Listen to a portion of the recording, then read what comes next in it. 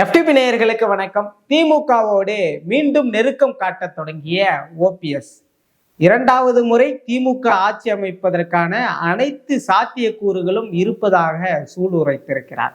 என்ன நடக்கிறது? திமுகவோடு ஓபிஎஸ் கையாளுவது, இதை பற்றி ஒரு முழுமையான காணொலியாகத்தான் இது இருக்க போகிறது.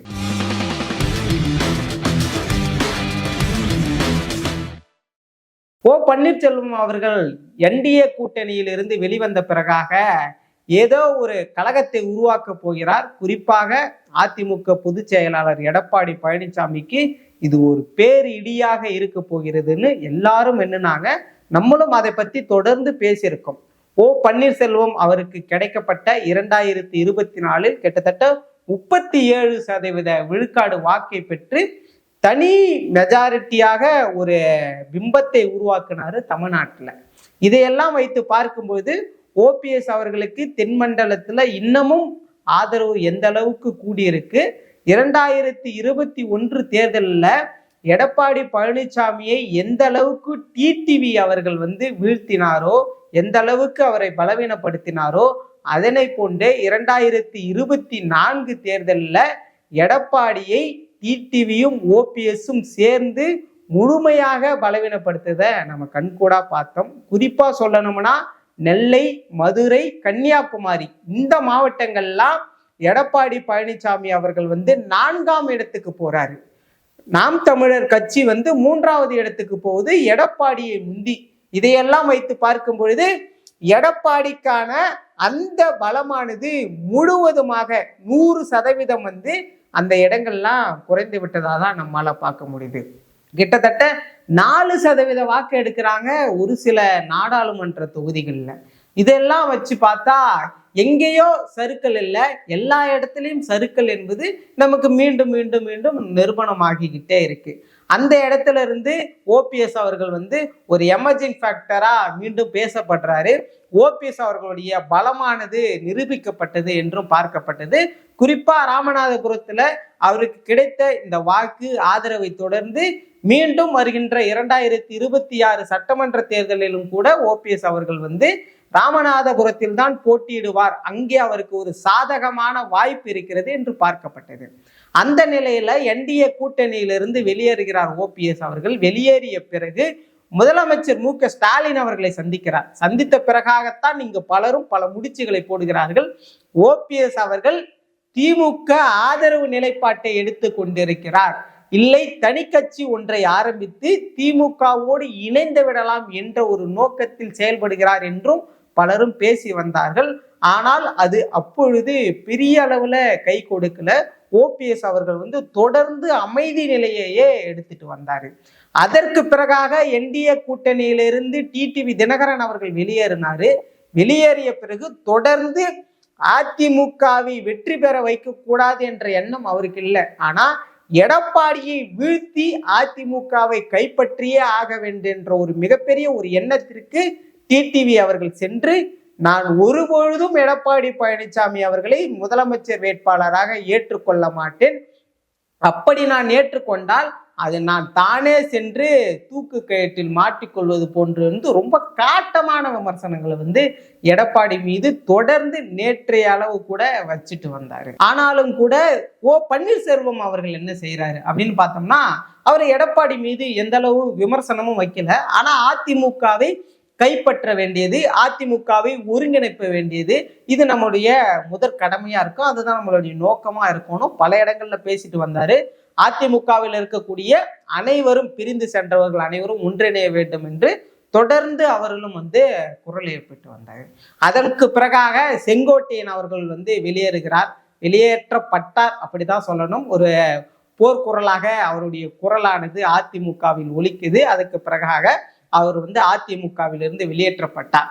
இதற்கு முழு முதல் காரணமாக ஓபிஎஸ் அவர்கள் தான் இருந்தார். ஏன்னா ஓபிஎஸ் அவர்களுடைய வலிமை எந்த அளவுக்கு தென் மாவட்டங்கள் நிரூபிக்கப்பட்டதோ அதனை போன்று கொங்கு பகுதியில வலிமையாக இன்றும் செங்கோட்டையன் அவர்கள் இருந்து கொண்டிருக்கிறார். உங்கள் போர்க்குரல் நிச்சயமாக அதிமுகவில் எதிரொலிக்கப்பட்டால் அது கட்சியின் குரலாக எதிரொலிக்கும் என்று ஓபிஎஸ் அவர்களால் தான் செங்கோட்டையன் அவர்கள் பேசினார் என்றும் பலரும் சொன்னதை நம்ம பார்த்தோம். ஆனா செங்கோட்டையன் அவர்கள் வெளியேற்றிய பிறகும் கூட அதிமுகவுல எந்த ஒரு சலசலப்பும் உருவாகல, எந்த ஒரு பாதிப்பும் முக்கியமா உருவாகல அப்படின்னு தான் நம்மால பார்க்க முடியுது. அதற்கு பிறகாக ஓபிஎஸ் அவர்கள் பெரிய அளவுல எங்கேயும் தங்களுடைய பிரஸ் மீட்டா இருக்கட்டும், பேச்சுகளா இருக்கட்டும் இல்ல, ஒரு அமைதியான சூழ்நிலையை நோக்கி தான் இருந்தாரு அப்படின்னு நம்மால பார்க்க முடியுது. இதற்கிடையில நேத்து பிரஸ் மீட்ல பேசிய ஓ பன்னீர்செல்வம் அவர்கள் என்ன சொல்லியிருக்கிறார்னா, மீண்டும் 2வது முறை திமுக ஆட்சி அமைப்பதற்கான அனைத்து சூழ்நிலைகளும் அவர்களுக்கு ஆதரவாக இருக்கிறது என்பது போன்று சொல்லியிருக்கிறார். அதற்கு அடுத்துதான் என்ன சொல்றாருன்னா, அதிமுகவில் இருக்கக்கூடிய அனைவர்களும் பிரிந்து கிடக்குறாங்க, இது திமுகவுக்கு தான் சாதகமா போய் முடியும் அப்படின்னு திமுகவுக்கு ஆதரவு நிலைய வைக்கிறாரு.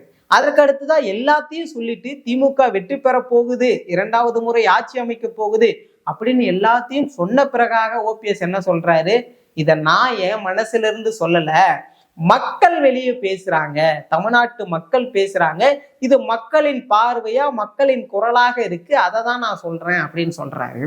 ஓபிஎஸ் அவர்கள் அதிமுகவை கைப்பற்றே ஆக வேண்டும், இல்ல அதிமுகவை ஒருங்கிணைக்க வேண்டும்.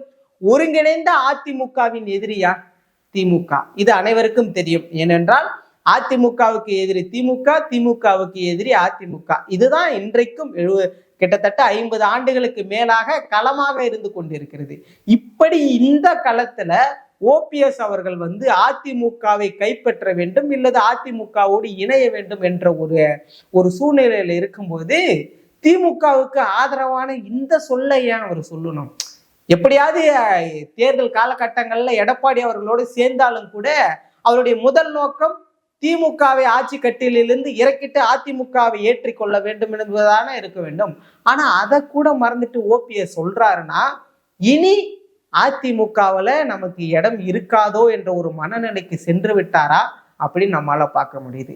எடப்பாடி பழனிசாமி அவர்கள் ஒரு எமர்ஜிங் ஃபேக்டரா இருக்கிறதால நம்மால அவர் வீழ்த்த முடியாது என்ற மனநிலைக்கு ஒரு அதிருப்தி மனநிலையில ஒரு விரக்தியான வார்த்தையா தான் அதை சொல்லியிருக்கிறாரா அப்படியும் நம்மால பார்க்க முடியுது. ஓபிஎஸ் அவர்கள் இல்ல, அதிமுகவுல நமக்கு இடம் இல்லை, பிஜேபி அலைன்ஸ் நமக்கு தேவையில்லைன்னு நம்ம வெளியே வந்துட்டோம், இனி என்ன பண்ணலாம் அப்படின்னு பார்க்கும்போது அதே பிரஸ் மீட்ல ஓபிஎஸ் அவர்கள்ட்ட கேட்கிறாங்க.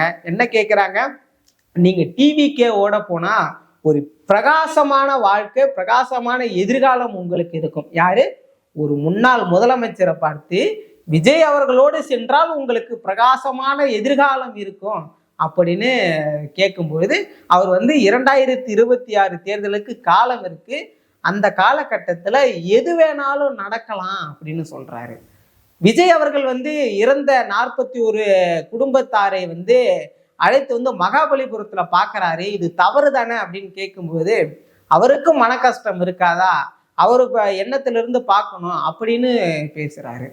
டிவிகேக்கு ஆதரவாகவும் பேசுறாரு, டிஎம்கேக்கு ஆதரவாகவும் பேசுறாரு. என்ன நடக்க போகுது, இது எதை நோக்கி போக போறாரு, ஓபிஎஸ் எந்த கட்சியோடு சேருவது, யாருக்கு ஆதரவு கொடுப்பது, யாருக்கு பலமா போய் சேரும்னா, ஏற்கனவே தென் மாவட்டங்கள்ல தொடர்ந்து திமுக தங்களுக்கு வலிமையான தலைவர்களை, 2ஆம் கட்ட தலைவர்களை உருவாக்கி வச்சிருக்காங்க.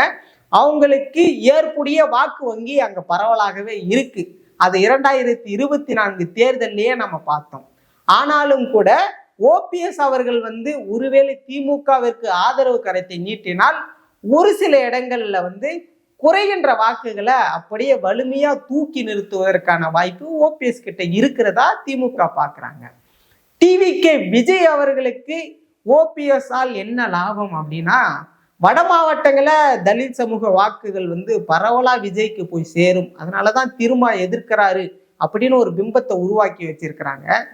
குறிப்பா வன்னிய சமூக வாக்குகள் பாமகவினரும் விஜய்க்கு போடுவாங்களா அப்படின்னு கேட்டா அவங்க அதிமுகவோடு போகிறதுக்கான வாய்ப்புகள் இருக்காங்க. எடப்பாடி அவர்கள் 10.5% இடஒதுக்கீட வன்னியர்களுக்கு ஒதுக்கின பிறகாக தொடர்ந்து அவர்கள் எடப்பாடியை எப்படியாவது முதலமைச்சர் ஆக்கி விடலாம், ஆனால் நமக்கான உள் இடஒதுக்கீடானது கிடைத்துவிடும் என்ற மனநிலையில அவர்கள் அதிமுகவிற்கு ஓட்டு போட தான் தயாரா இருக்கிறாங்க.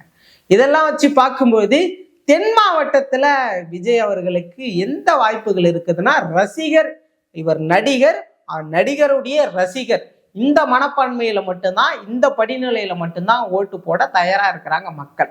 அப்போ ஒருவேளை ஓபிஎஸ் அவர்கள் டிவிகவோடு கைகோர்த்தால், டிவிகவுக்கு இணக்கமான ஒரு நிலையை எடுத்தால், அது டிவிகவிற்கு மேலும் பலத்தை கொடுப்பதாக இருக்கும் என்றுதான் நம்மால பார்க்க முடியுது. என்னதான் இருந்தாலும் ஓபிஎஸ் அவர்களுக்கு மீண்டும் பிஜேபின்ற ஒரு ஆப்ஷன் இருக்கு. 2026ல மீண்டும் அங்க போக மாட்டார்னு நம்மால சொல்லிட முடியாது. ஆனால் அவர் இன்னைக்கு வரைக்கும் தனி கட்சி ஆரம்பிக்காம இருக்க காரணம், டிடிவி அவர்கள் தனி கட்சி ஆரம்பிச்சிருக்கிறார்னா அதற்கு மிக முக்கியமான காரணம் என்னவென்றால், அவருடைய ஒரே ஒரு நோக்கம் திமுகவை எதிர்ப்பதோ, திமுகவை ஆட்சி கட்டிலிருந்து அகற்றுவதோ கிடையாது. அதிமுகவை கைப்பற்ற வேண்டும், எடப்பாடி பழனிசாமியை பொதுச் செயலாளர் பதவியிலிருந்து நீக்க வேண்டும், அவரை தோல்வி நிலைக்கு எடுத்து செல்ல வேண்டும். இந்த ஒரே ஒரு நோக்கம், ஒரே ஒரு கொள்கைன்னு கூட டிடிவியோட கொள்கையை வச்சுக்கலாம். திமுகவிற்கு பதிலாக மாற்றாக அதிமுக வந்தது. அதிமுக வந்ததுக்கு மிக முக்கியமான காரணம், உருவான காரணம் திமுகவை தோற்கடிக்க வேண்டும். அப்படி அமமுக தொடங்கிய மிக முக்கியமான காரணம் அதிமுகவை தோற்கடிக்க வேண்டிய காரணம். இதையெல்லாம் வைத்து பார்த்தால் ஓபிஎஸ் அவர்கள் தென் மாவட்டத்தில் இன்றும் பலம் வாய்ந்த ஒரு தலைவராக இருந்து கொண்டிருக்கிறார். அவருடைய வருகை வாய்ப்பு யாருக்கு பலமாக இருக்க போகிறது என்று இவ்வளவு நேரம் நான் சொல்லியதை வைத்து உங்களுக்கு புரிந்திருக்கும். ஒருவேளை ஓபிஎஸ் அவர்கள் திமுகவோடு சென்றால் யாருக்கு லாபம்?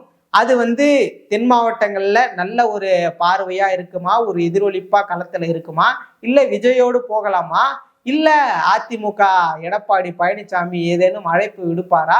நீங்க என்ன நினைக்கிறீங்கன்னு மறக்காம கமெண்ட் பண்ணுங்க. நம்ம மேலும் ஒரு காணொலியில சந்திக்கலாம். நன்றி.